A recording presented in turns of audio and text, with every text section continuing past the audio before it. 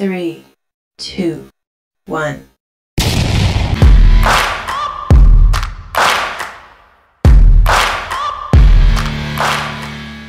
Good day po sa inyong lahat mga Kabags TV, at ngayong araw po ay magpapadiagnose po tayo nitong ating motor para malaman kung anong dahilan ng pagpupugak na ito mga bugs. At nga pala, ibabalik na rin natin yung ating MT8 Racing Pipe mga bugs, isasabay na natin yan. So sa mga hindi pa po nagsasubscribe dyan, subscribe ka na po and click the notification bell for more upcoming videos mga bugs. At heto na po, uumpisahan na po natin ito mga bugs, at nilagay lang po muna natin yung ating pipe, and then mamaya lang po gagawin at uumpisahan na po natin yung pagpapadiagnose itong ating motor, kasi bumalik po mga bugs yung pagpupugak niya kahit ibinalik na yung kanyang stock na pipe. So malalaman natin kung ano ba talagang dahilan ng kanyang pagpupugak mga bugs. Unti-unti na pong tinatanggal yung underseat ng ating motor mga bugs, at ito sa pagdadiagnose ng ating motor mga bugs, dyan malalaman kung may problema ba yung mga wiring ng ating motor mga bugs.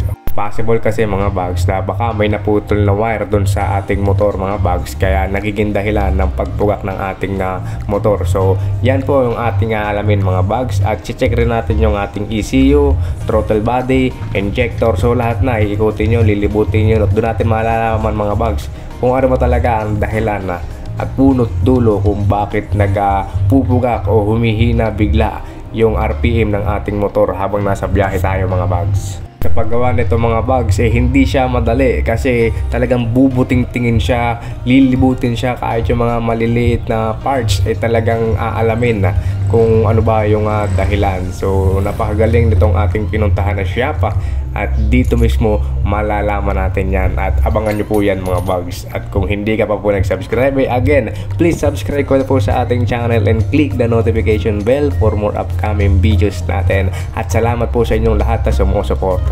Itong ganitong issue ng motor na Honda Beat mga bugs, normal na nangyayari. So marami na ako napagtanungan, napanood, at halos pare-pares lang din siya ng issue. At yun ngayong araw mismo natin malalaman kung ano ba talaga ang dahilan, kasi ang isa sa possible niyan ay mga air filter kapag po hindi na po napapalitan at madumi na. Fuel filter mga bugs, pag hindi rin po rin napapalitan, dahilan rin po yan ng pagpupugak ng motor. At kagaya rin po ng ating throttle body, ayan, at saka ng injector, kapag hindi siya nalilinisan possible po talaga na mangyari yon. At kapag mayroon din po mga pinapalitan gaya ng muffler mga bugs, kapag yan hindi na pa-reset ECU, possible po na magpugak yan mga bugs. At balik na po tayo dito sa ating video mga bugs, at kung mapapansin nyo po yung ating ECU ay nilagyan muna ng ibang ECU. Ayan, sinubukan muna yung ibang ECU, at kung mapapansin nyo po ay ang ganda ng takbo. At maririnig nyo po mga bugs na wala po siyang pagbababigla ng kanyang RPM.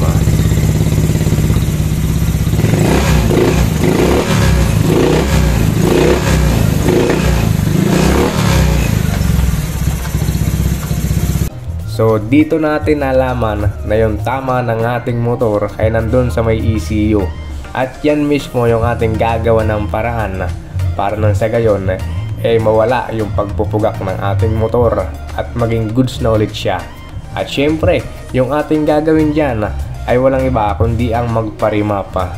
So yan mismo yung ating sunod na gagawin para nang sa gayon mas gumanda yung takbo ng ating motor mga bugs. At hanggang dito na lang po muna mga bugs. Sa lahat po sa inyo na hindi pa po nagsasubscribe, subscribe na po kayo and click the notification bell for more upcoming videos. At hanggang sa muli, salamat po.